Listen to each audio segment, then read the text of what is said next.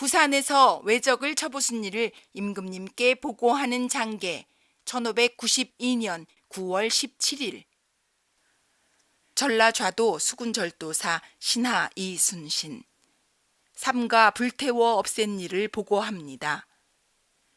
경상도 바닷가의 적을 3번 가서 무찌른 뒤 가덕 서쪽에는 그림자가 아주 끊어졌습니다. 각 도에 가득 차 있던 적들이 날마다 점차로 흘러내려오고 있다고 하오니 그들이 물러나 숨는 틈을 타 바다와 육지에서 합동으로 공격하고자 합니다. 전라 좌우도 전선 합계 74척, 협선 92척을 더욱 엄격하게 정비해 지난 8월 1일 전라 좌수영 앞바다에 도착하게 해 진을 치고 거듭 약속을 밝혔습니다. 그달 8월 8일에 선전관 안홍국이 가져온 임금님께서 분부하신 서장을 공손히 받았습니다. 뿐만 아니라 경상우도 순찰사 김수의 공문에 위쪽을 침범했던 적의 무리가 낮에는 숨고 밤에 이동하며 양산, 김해강 등지로 연이어 내려왔는데 짐을 가득 실은 것이 달아나 숨으려는 흔적을 드러낸 것이라고 했습니다. 그래서 그달 8월 24일 우수사 이역기 등과 배를 출발했습니다. 수군 조방장 정걸도 함께 거느려 이끌고 남해 경계 관음포에서 밤을 보냈습니다. 25일에 모이기로 약속한 곳인 사량 바다 가운데에 도착해 경상도 우수사 원균과 서로 만났습니다. 적의 소식을 자세히 물은 뒤에 모두 당포에 도착해 밤을 보냈습니다. 26일에는 바람과 비가 교대로 일어 출발할 수 없었는데 해 저문 뒤 거제도 자을 우적에 이르러 밤을 틈타 몰래 건넜습니다. 27일에는 웅천 땅 제포 뒷바다에 있는 원포에서 밤을 보냈습니다. 28일에 경상도 육지의 적을 정탐하는 사람이 나와 고성, 진해, 창원 병영 등지에 머물러 주둔한 외적은 이달 24, 5일 밤 사이에 전부 달아나 숨었습니다. 라고 보고했습니다. 이는 반드시 산에 올라 정탐하고 감시하던 외적이 우리 수군을 보고 위험을 두려워해 배를 정박한 곳으로 도망쳐 달아난 것입니다. 그날 28일 이른 아침에 배를 출발해 곧바로 양산, 김해 두 강의 앞바다로 향했습니다.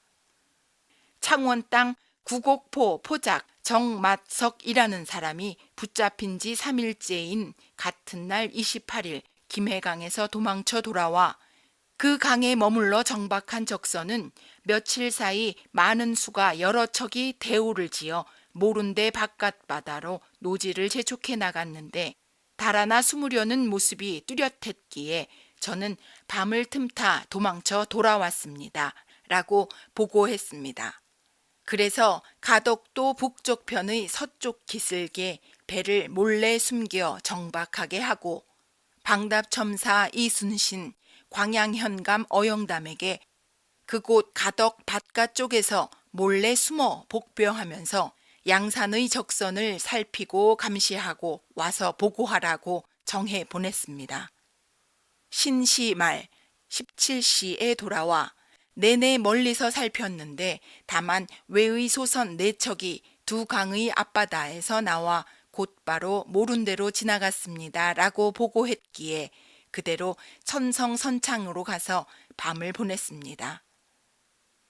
29일 달기 울 때 배를 출발해 날이 밝을 무렵에 두 강의 앞바다에 도착했더니 동래 땅 장림포 바다 가운데에서 적의 잔당 30여 명이 대선 4척과 소선 2척에 나누어 타고 양산에서 나오다가 멀리서 우리 수군을 바라보고 배를 버리고 육지로 올라갔습니다. 경상우수사 원균이 수군을 이끌어 전담해 깨부수고 불태워 없앴습니다. 좌별도장 신의 우후 이몽구도 대선 한 척을 깨부수고 머리 한 급을 베었습니다. 그 뒤에 군사를 좌우로 나누어 두 강으로 들어가고자 했으나 그 강의 입구 형세가 험하고 좁아 판옥대서는 싸우기가 쉽지 않았습니다. 그래서 해가 저물 때쯤 가덕 북쪽편으로 되돌아와 밤을 보내며 원균과 이역기 등과 밤새 전략을 의논했습니다.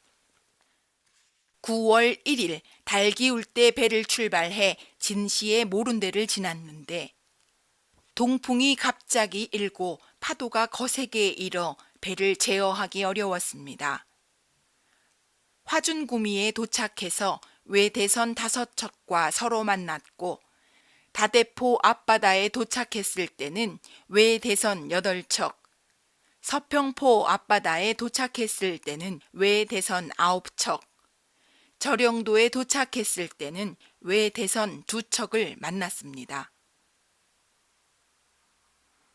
모든 배가 기슭에 의지해 열지어 정박하고 있었기에 삼도 수사가 이끄는 여러 장수와 조방장 정걸 등이 힘을 합쳐 남김없이 깨부수었습니다. 배에 가득 실은 외적의 물건과 전투 도구도 찾지 못하게 하고 함께 불태워 없앴습니다. 외인들은 멀리서 위세를 보고 산으로 올라갔기에 머리는 베지 못했습니다. 그곳 절영도 안팎을 모조리 수색 토벌했지만 적의 좌치는 없었습니다. 그대로 소선으로 하여금 부산 앞바다로 달려보내 적선을 자세히 살피게 했더니 대략 500여 척이 선창 동쪽산 해안기슭 아래 열을 지어 정박했고 선봉 외적 대선 4척이 초량항으로 마주 나오고 있습니다. 라고 했습니다. 곧바로 원균과 이역기 등과 약속하며 말하기를 우리 군대의 위세로 지금 만약 무찌르지 않고 군사를 돌린다면 그 외적들은 반드시 조선 수군을 가벼이 여기는 마음이 생길 것이다. 라고 하고 깃발을 흔들어 달려갈 것을 독촉했습니다. 우부장 녹도만호 정운, 거북선 돌격장 신의 군관 이언양, 전부장 방답첨사 이순신, 중위장 순천부사 권준, 좌부장 나간군수 신호 등이 맨 먼저 나아가 곧바로 진격해 그들의 선봉대선 4척을 먼저 깨부수고 불태워 없앴습니다. 외적의 무리들이 헤엄쳐 육지로 올라갈 때 뒤에 있던 여러 배가 그대로 이런 승리한 기세를 타고 깃발을 올리고 북을 치며 긴 뱀처럼 앞으로 돌격했습니다. 그곳 부산 진성 동쪽 한 산에서는 오리쯤 되는 언덕 아래 3곳에 주둔해 정박한 배가 대, 중, 소 합쳐 대략 470여 척이 있었습니다. 그러나 우리 군대의 위엄과 무력을 보고 두려워 감히 나오지 않았습니다. 그들의 여러 배를 앞에서 곧바로 공격했더니 배 안과 성 안, 산 위의 소굴에 있던 적들이 총통을 갖고 활시 위에 화살을 매긴 채 모두 산으로 올라가 6곳에 나누어 주둔하면서 내려다보며 철환과 전을 빗발치듯 우박이 내리듯 쏘았습니다. 편전을 쏘는 것은 하나같이 우리나라 사람인 듯 했고 혹은 대철환을 쏘았는데 큰 것은 모과 크기와 같았습니다. 혹은 수마석을 쏘았는데 큰 것은 사발 크기와 같았습니다. 우리 배를 많이 맞췄기에 여러 장수 등은 더욱더 울분이 치밀어 올라 죽음을 무릅쓰고 다투어 돌격했습니다. 천자, 지자 총통으로 장군전, 필영전, 장전, 편전, 철환을 한꺼번에 일제히 발사했습니다. 내내 서로 싸웠더니 적의 사기는 크게 꺾였고 적선 100여 척을 삼도의 여러 장수가 함께 힘을 내 깨부수었습니다. 그 뒤 외적들이 전에 맞아 죽은 외적을 토굴로 끌고 들어갔기에 죽은 외적이 얼마나 되는지 그 수는 알 수 없었습니다. 배를 깨뜨리는 것이 급해 머리를 베지는 않았습니다.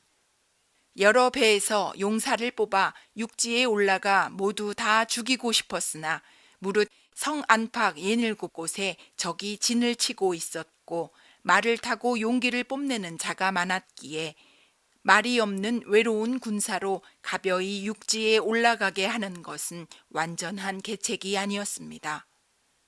또한 해가 저물었기에 도적의 소굴에 머물러 있다가는 앞뒤에서 적을 만나는 걱정거리가 염려되어 어쩔 수 없는 상황이었기에 여러 장수를 이끌고 뱃길을 돌렸습니다. 삼경쯤에 가덕도로 되돌아와 밤을 보냈습니다. 양산과 김해에 머물러 정박한 배에 대해 어떤 이가 전하기를 점차로 일본으로 돌아갈 것이다 라고 했습니다. 그렇다면 몇 달 뒤에는 그들의 세력이 외로워질 것을 스스로 알고 부산으로 모두 모여드는 것이 없지 않을 것입니다. 부산성 안의 관사는 전부 철거했고 흙을 쌓아 집을 지어 이미 그 근거지를 만든 것이 많게는 100여 호에 이르고 있었습니다. 성 밖 동쪽과 서쪽 산기슭에는 마을이 빽빽이 늘어서고 담장이 연있고 집이 붙어 있었습니다. 또한 거의 300여 집인데 모두 외인들이 스스로 지은 집입니다. 그중 큰 건물은 층계가 있고 단장한 벽이 불당과 비슷했습니다. 그들이 한 짓을 캐물어 보면 아주 원통하고 분했습니다. 맞붙어 싸운 다음 날에 9월 1일 또 돌아가 돌격해 그들의 근거지를 불태우고 재물을 빼앗고 그들의 배를 다 깨뜨리고 싶었으나 위로 올라간 적들이 여러 곳에 가득 차 있어 그들이 돌아갈 길을 끊어놓는다면 모두 궁지에 몰린 도적으로 만들 걱정거리가 우려되었습니다. 어쩔 수 없이 바다와 육지에서 함께 공격해야 거의 모두 다 죽일 수 있습니다. 게다가 바람과 파도가 거꾸로 쳐서 전선이 서로 다 파손된 곳이 많았습니다. 그러므로 병선을 수리하고 보충하고 군량을 많이 준비하고 또 육지 싸움으로 인해 크게 도망칠 날을 기다려 경상감사 등과 바다와 육지에서 함께 진격해 남김없이 다 죽여 무찌르기 위해 이 일에 진을 파하고 전라 좌수영으로 되돌아왔습니다. 우후 이몽구가 벤 외적의 머리 한 급은 본래 왼쪽 귀가 없었기에 그 뒤 뿌리를 잘라 소금에 절여 올려보냅니다. 정해년 1587년에 붙잡혀 갔다가 도망쳐 돌아온 전라 좌수영 수군 김계동, 이언세 등은 다음과 같이 진술했습니다. 저희를 붙잡아간 외적은 원래 왼쪽 귀가 없습니다. 지금 외적의 머리를 보니 눈썹과 눈이 완전히 같습니다. 게다가 그 외인은 비록 늙었으나 저희의 우두머리로 도적질을 했고 사람을 죽이는 것을 즐겼습니다.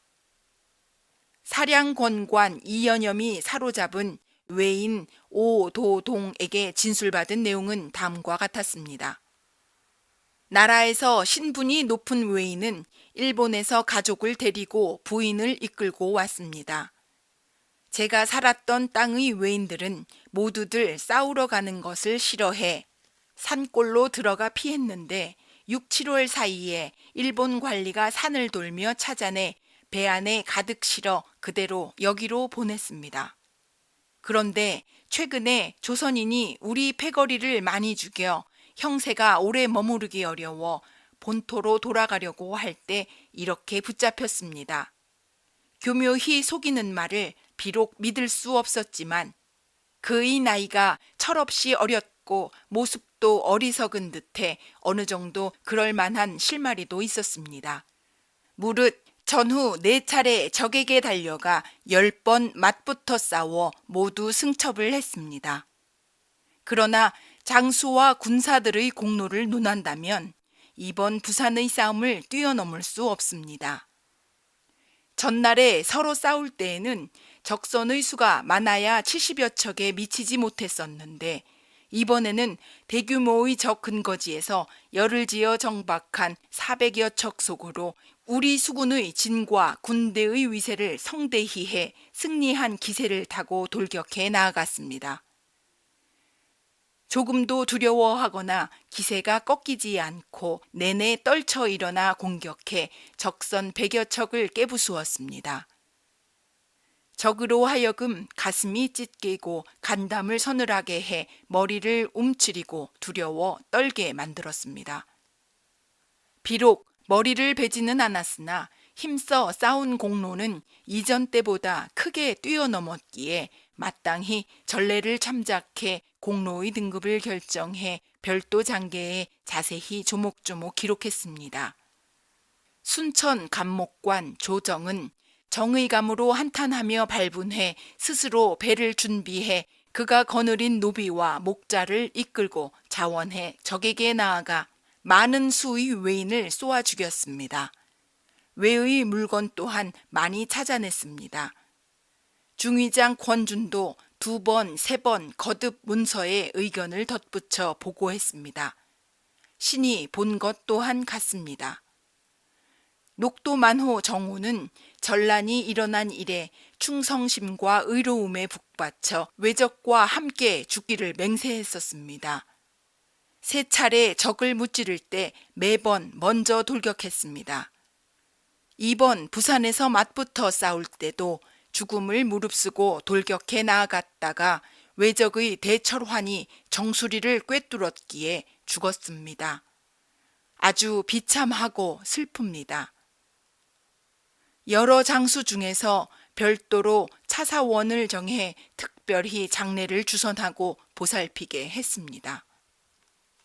그 자리 녹도 만호직에는 남달리 무예의 재주가 있고 지략이 있는 사람을 아주 신속하게 관직에 임명해 독촉해 내려보내 주십시오.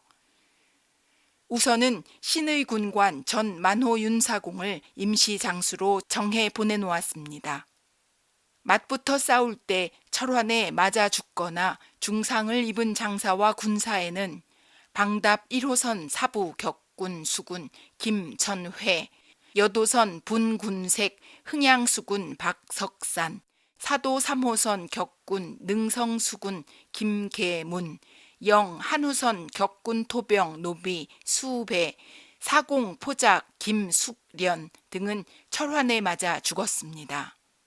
신이 탄 배의 격군 토병 절노비 장계세, 수군 포작 김억부, 김개똥, 영한우선 수군 이종, 격군 토병 김강두, 박성세, 영거북선 토병 정인이, 박언필, 여도선 토병 정세인, 사부 김희전, 사도 1호선 군관 김붕만, 사공 토병 수군 안원세, 격군 토병 수군 최한종, 광주 수군 배식종, 흥양 1호선 격군 포작 북계, 영 우호선 사부 진무 구은천, 방답 1호선 격괄군 노비 춘호 보탄, 방답 1호선 격괄군 노비 춘호 보탄, 방답 거북선 격괄군 노비 춘세, 노비 연석, 보성수군 이갓복, 보성선 무상 흔손 등은 철환에 맞았으나 중상은 아닙니다. 신이 탄 배 토병수군 김영견, 포작 금동, 방답 거북선의 순천사부 신선 박세봉 등이 전에 맞아 조금 다친 것 외에는 다른 부상자는 없습니다. 위의 각 사람이 부산 싸움에서 화살과 돌을 무릅쓰고 죽을 결심하고 나아가 싸우다가 혹은 죽었고 혹은 다쳤기에 시신은 배에 실어 돌려보내 장례를 치르게 했습니다. 그들의 아내와 자식들에게는 다른 구제를 위한 특전처럼 베풀어 주소서. 중상이 아닌 사람들은 약물을 대주어 충분히 구호하고 치료하도록 특별히 엄하게 단단히 타일러 경계하도록 했습니다. 외의 물건 안에서 쌀과 배, 옷 등의 물건은 전투한 군사 등에게 상으로 주었습니다. 외의 군기물 등의 물건은 함께 뒤에 자세히 조목조목 기록했습니다. 태인에 사는 업무교생 송여종은 나간 군수 신호의 대변 군관으로 4차례 적을 무찌를 때 모두 충성심으로 분격해 언제나 앞장서서 돌격해 들어갔습니다. 죽을 힘을 다해 힘껏 싸웠고 거듭 외의 머리를 베었습니다. 앞뒤의 군공이 모두 1등에 해당되기에 임금님께 보고하는 글을 갖고 올라가게 했습니다. 삼가 갖추어 임금님께 글을 올려 보고합니다. 1592년 9월 17일 절도사 신하 이순신.